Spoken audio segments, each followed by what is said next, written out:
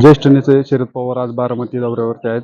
बारामतीमधील गोविंदबाग या ठिकाणी शरद पवार आज नागरिकांना भेटण्यासाठी या ठिकाणी आलेले आहेत.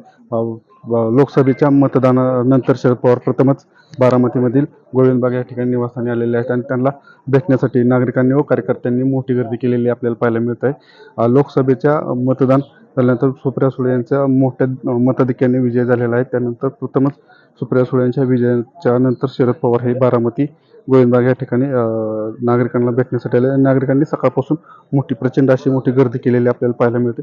त्याचबरोबर शरद पवार हे इथून पुढे 3 दिवस बारामती तालुक्याच्या दौऱ्यावरती, त्याचबरोबर बारामती, इंदापूर, दौंड या ठिकाणी देखील दुष्काळी दौरा करणार आहेत. पाणी टंचाईचं पाहणी करणार आहेत. त्याचबरोबर आज शरद पवार हे दुपारी 2 वाजता महावीर भवन या ठिकाणी व्यापाऱ्यांचा महामेळाव्याला देखील हजेरी लावणार. त्यानंतर संध्याकाळी वकील डॉक्टर यांच्या मेळाव्याला देखील शरद पवार ही हजेरी लावणार आणि पुढील 2 दिवस शरद पवार हे बारामतीमधील पाणी टंचाई दुष्काळी भागातील दौरे करणार आहेत.